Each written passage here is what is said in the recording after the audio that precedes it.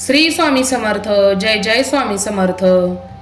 पुन्हा एकदा तुमचं आपल्या व्हिडिओमध्ये खूप खूप स्वागत आहे. आपल्या स्वामींच्या चरणी प्रार्थना करते की तुमच्या सगळ्यांच्या सर्व इच्छा पूर्ण होत आणि आपल्या ह्या व्हिडिओला मी सुरुवात करते. गुरुवारी आहे हनुमान जयंती आणि चैत्र पौर्णिमा.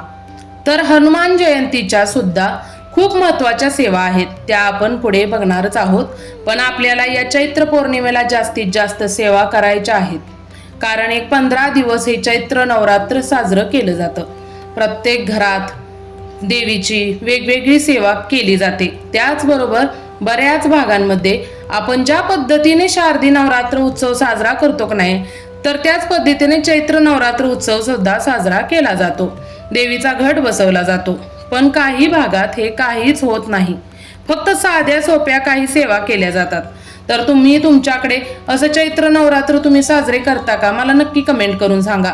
आमच्याकडे तरी आम्ही हे चैत्र नवरात्र साजरे करत नाही, केंद्रामध्ये केलं जातं आणि मी घरच्या घरी काही सेवा करते. अजून एक महत्त्वाचं म्हणजे की स्वामींच्या सेवेमध्ये आल्यानंतरच हे मला समजलं नवरात्र काय असतं हे डीपमध्ये मला इथं माहीत झालं. स्वामींच्या कृपेने जास्तीत जास्त आपल्या कुलदेवाची सेवा होत आहे आणि महाराज नेहमी हेच म्हणतात की तुमचे सर्व काही विघ्न गुरु तारत असतात. पण तुम्हाला कुलदेवीची सेवा करावी लागेल, कारण ती आपली आई आहे. बघा, देव प्रत्येकाच्या घरात येऊ शकत नाही, म्हणून प्रत्येक घरात आई दिलेली आहे. प्रत्येक आई आपल्या बाळाचं चांगलंच व्हावं, त्या बाळासाठी जे जे करता येईल ते करत असते. तशीच आपल्या प्रत्येकाच्या घराण्याला एक कुलदेवी असते, कुलस्वामी असतात, ते आपले माता पिता असतात. तर इथे तुम्ही बघूच शकता की आमच्या घराण्याची कुलदेवी आई तुळजाभवानी आहे आणि कुलस्वामी ज्योतिबाचे आपले ज्योतिबा आहेत. आपण जेव्हा पण कुलदेवीची पूजा किंवा कुलस्वामींची पूजा करतो तेव्हापासून चांगले बदल घडत होत असतात. आणि खरंच तुम्हाला एक सांगतो की तुमची कोणती इच्छा असेल, कठीणातली कठीण, आजवरातली नाही पूर्ण झाली, तीच नक्की पूर्ण होईल. बऱ्याच ताईंचं कसं असतं की त्यांना मूलबाळ नाहीये किंवा मूलबाळ आहेत, फक्त मुलीच आहेत, मुलगा पाहिजे. मग दुसऱ्या लग्नाचा देखील, नवऱ्याचं दुसरं लग्न करण्याचा देखील विचार करत असतात. तर असं ज्यांना आहे किंवा असं ज्यांना त्रास आहे याचा, त्यांनी ही सेवा नक्की करावी. ह्या सेवेने तुम्हाला मुलगी हवी असेल तर मुलगी होईल, मुलगा हवे असेल तर मुलगा होईल. फक्त मनोभावे तुम्हाला ही पूजा करायची आहे. आपल्या कुलदेवतेचीच पूजा आहे, आपल्या आईचीच पूजा आहे, ती आपण इथे करायची आहे. चला तर मग बघूया. तुम्हाला ही सेवा केल्यानंतर खरंच तुमचे खूप सगळेच प्रश्न सुटणार आहेत. तुमचे कोणतीही अडचण असू देत, नोकरीची असू दे किंवा लग्न जमत नाहीये ती असू दे, तुम्हाला ही सेवा करायची. साधी सोपी सेवा आहे, सगळ्या ताईंनी करायची आहे. व्हिडिओ शेवटपर्यंत बघा, माहिती व्यवस्थित समजून घ्या, कुठेही स्किप करू नका. ज्या सेवा तुम्हाला चैत्र महिन्यात पूर्ण महिन्याच्या करायच्या आहेत त्या मी तुम्हाला इथे पौर्णिमेला केल्या तर त्याचं जास्त फळ मिळतं. तर आता मी तुम्हाला इथे पहिली सेवा सांगते. त्याआधी आपल्या चॅनलवरती नवीन असाल तर सबस्क्राईब करा आणि आपल्या कमेंटमध्ये श्री स्वामी समर्थ आणि श्री कुलदैवताय नमः लिहायला विसरू नका. तर भक्त हो, दुर्गा सप्तशती हा ग्रंथ प्रत्येक घरात असावा. हा ग्रंथ खरंच खूप महत्वाचा आहे. हा ग्रंथ तुमच्या आयुष्याचं सोनं करेल. कारण काय होतं की आपल्या सगळ्या ताईंच्या आयुष्यामध्ये दुःख आहेच आहे. बघा, काही घरांमध्ये ना पती पत्नीचं पटत नाही किंवा नवरा अर्धवट संसार झाला की दुसऱ्या बाईच्या नादी लागणे किंवा मग मुलीच आहेत म्हणून बायकोला त्रास देणे, असे जे काही त्रास आहेत ते माझ्या सगळ्या ताईंनी दुर्गा सप्तशतीचं पौर्णिमेला एक पारायण म्हणजेच एक पाठ करायचा आहे. म्हणजेच पूर्ण तुम्हाला हे पुस्तक एका बैठकीत एक वेळा वाचायचं आहे. 1.5 तास लागेल, 1.5 तासापेक्षा जास्त वेळ लागणार नाही. ज्यांचं वाचन चांगलं आहे, संस्कृत जमत आहे, त्यांचं 1.25 तासातच वाचन होईल. आणि 15 दिवस ज्यांनी ही सेवा केलीच नाहीये त्या माझ्या सगळ्या ताईंनी पौर्णिमेला एक पाठ करा किंवा तुम्ही सामुदायिक पाठ करा. तुमच्या जवळपास केंद्र असेल तर तुम्ही तेथे सुद्धा जाऊन पाठ केला तरी चालतो. माझ्या सर्व ताईंना मी तर एकच सांगते की दुर्गा सप्तशती या ग्रंथाचं पारायण म्हणजेच एक पाठ करायचा. आणि अजून एक, खूप सगळ्या माझ्या ताई गरोदर आहेत, आता त्यांना बैठक जमत नाही, लहान बाळ आहेत आणि मग तुम्हाला हे शक्य नाही, तर मग तुम्ही काय करायचं, तुमच्याकडे जर कुंजिका स्तोत्रम म्हणजे सिद्ध कुंजिका स्तोत्रम हे ना केंद्रामध्ये मिळालेल्या स्तोत्राचं बुक असतं ना, त्यामध्ये असतं. 143 पान नंबर आहे सिद्ध कुंजिका स्तोत्रम. ह्याचा पाठ तुम्ही 11 वेळा करायचा आहे. तेही एका बैठकीमध्ये संकल्पयुक्त करा आणि संकल्प सोडताना तुमची इच्छा सांगा. आपल्याला चैत्र पौर्णिमेला दुर्गा सप्तशतीचाच पाठ करायचा आहे, पण ज्यांना जमणार नाही त्यांच्यासाठी हे सिद्ध कुंजिका स्तोत्रम आहे. ओम शृणु देवी प्रवक्ष्यामि कुंजिका स्तोत्रम उत्तमम येन मंत्रम प्रभावेन चंडी जाप शुभो भवेत. बघा, असं संस्कृत वाचन करताना थोडंसं स्लो दमानी वाचा, पण उच्चार आहेत ते स्पष्ट येऊ द्यात.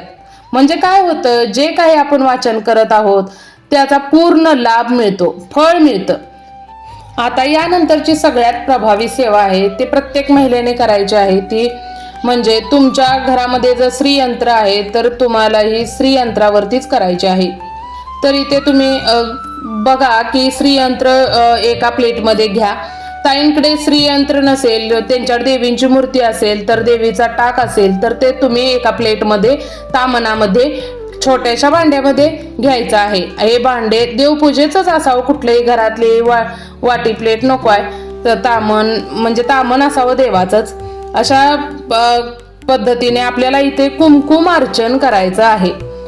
3 बोटांनी किंवा 5 बोटांनी करायचं आहे. कसंही करा, म्हणजे 3 बोटांनी करा, 5 बोटांनी करा, पण 3 बोटांनीच करायचे असते, मधले 2 आणि. ओम ऐं ब्लीं क्लीं चामुंडायन विचे, ओम ऐं ग्लीं क्लीं चामुंडायन विचे. हा 16 वेळा हा मंत्र म्हणा. किंवा ही पौर्णिमा खूप महत्वाची आहे, चैत्र पौर्णिमा. शिवाय गुरुवार आहे, त्यामुळे आपल्याला 16 वेळा श्री सूक्त पठण करत करत आपल्याला कुंकुम अर्चन करायचं आहे. आणि शक्य नसेल तर 16 वेळा किंवा 21 वेळा, 108 वेळा ओम ऐं ह्रीं क्लीं चामुंडाय विच्छे असा मंत्र म्हणत तुम्हाला हे कुंकुमार्चन करायचं आहे. या पद्धतीने कुंकुमार्चन तुम्ही इथे करायचं आहे. कुंकुमार्चन केल्यानंतर जास्त प्रमाणात आपण जरी थोडं थोडं चिमूटभर सोडलं तरी त्यामध्ये खूप जास्त होतं. सर्व कुंकू आपल्याला एका करंड्यामध्ये ठेवायचं आहे आणि तुम्ही ज्या करंड्यामध्ये कुंकू काढून घ्याल तेच तुम्ही स्वतःला रोज लावायचं आहे. तुमच्या मुलांना, तुमच्या घरच्या सर्व लोकांना लावायचं आहे. आता रोज आपण कुंकू लावतच असतो, तर त्यावेळी तुम्ही तुमचे कुंकुम अर्चन केलेले कुंकुम तुमच्या कपाळी लावा. तुमचं सौभाग्य वाढेल. पती पत्नीचे वाद होतात ते होणार नाहीत. तुमच्यामध्ये एक खूप मायेचं, जिव्हाळ्याचं, प्रेमाचं नातं निर्माण होईल. आणि हे कुंकू कोणालाही द्यायचं नसतं. आता खूप जणींना प्रश्न पडतो, मागे मी एक व्हिडिओ टाकला होता की तर ताई हे 1 दिवसभर ठेवायचं का, तर कधी काढायचं, असं तुम्हाला जर प्रश्न पडत असेल तर तुमची पूर्ण सेवा झाली की लगेचच तुम्ही पूर्ण सेवा झाली की याला नमस्कार करा देवीला आणि देवीचा आशीर्वाद घ्यायचा आहे आणि कुंकू स्वतःच्या कपाळी लावून घ्यायचा आहे. आणि नंतर मग लगेचच तुम्हाला ज्या तुम्ही टाकावर, ज्या श्रीयंत्रावर किंवा ज्या तुम्ही देवीच्या मूर्तीवर हे त्याच जागेवर ठेवायचं आहे. कुंकू आपल्याला एका करंड्यात ठेवायचं आहे. आणि हे बघा, एक तुम्हाला ही एक सेवा खूप महत्वाची आहे. ही एक सेवा तुम्ही नक्की करा. आता शेवटचा हा उपाय मी तुम्हाला सांगते की पूर्ण लवंगा आपल्याला घ्यायच्या आहेत. मसाल्याच्या डब्यामध्ये ज्या लवंगा असतात त्या आपल्याला 21 लवंगा घ्यायच्या आहेत. ज्याला फूल आहे, ज्याला जे वरचं फूल गेलेलं असते ती लवंग घ्यायची नाही. तर 21 लवंगा आपण घ्यायच्या फूल असलेल्या. त्यानंतर त्यांच्या प्रत्येक दांड्याला असं गाठ मारत एक माळ तयार करायची आहे. आणि माळ तयार करून झाल्यानंतर आपल्या देवीच्या चरणांवर त्या माळेचा स्पर्श करायचा आहे. आणि स्पर्श केल्यानंतर तुमच्याकडे टाक असेल किंवा तुमच्याकडे मूर्ती असेल किंवा तुमच्याकडे फोटो असेल तर त्या एकात म्हणजे कोणतेही एकाला तुम्ही ही माळ अर्पण करायची आहे, म्हणजे घालायची आहे. करा, पण इथे इच्छा सांगायला विसरू नका.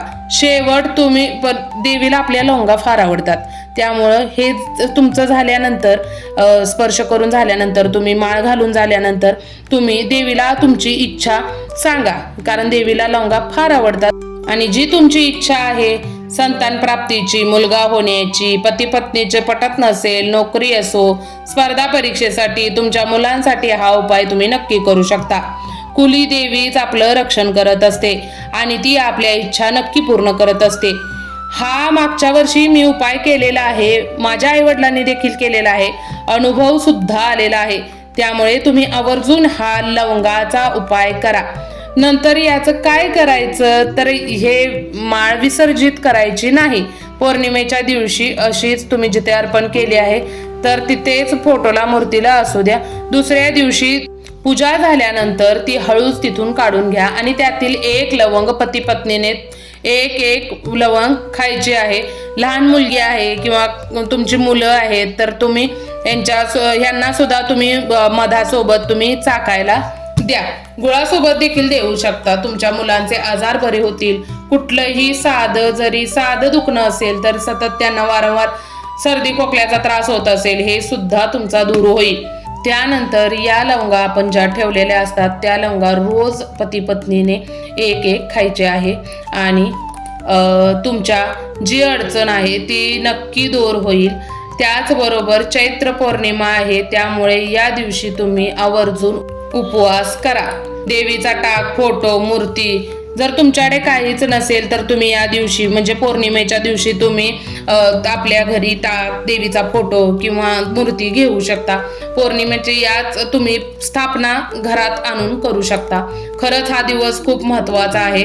त्याचबरोबर जे कमळगट्ट्याचे मणी असतात त्याची 11 किंवा 108 मण्यांची माळ तुम्ही नवीन आणून तुम्ही ती सुद्धा तुमच्या देवीच्या फोटोला घालू शकता. श्रीयंत्र सुद्धा घेऊ शकता.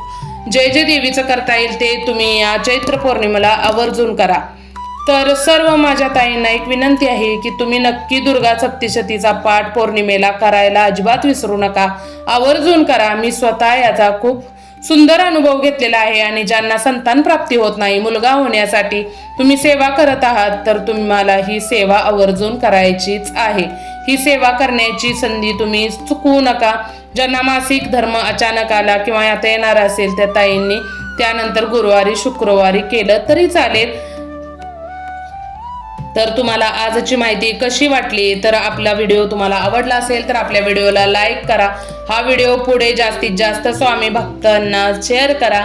जे नवीन आहेत त्यांनी आपल्या चॅनलला सबस्क्राईब करा आणि शेजारील बेल आयकॉन सुद्धा प्रेस करा म्हणजे त्या चॅनलवर नवीन येणारे नवीन स्वामी व्हिडिओ, स्वामी संदेश ऐकायला पाहायला मिळतील. आपण कोणतीही सेवा करू दे, कोणतीही सेवा किंवा कोणतीही उपाय करू देत तर ते आपले कुलदेवी तुळजाभवानी किंवा आपले स्वामी त्यांच्या चरणी मी इथं अर्पण करत आहे. करूया. श्री स्वामी समर्थ. श्री कुलदैवताय नमः. धन्यवाद.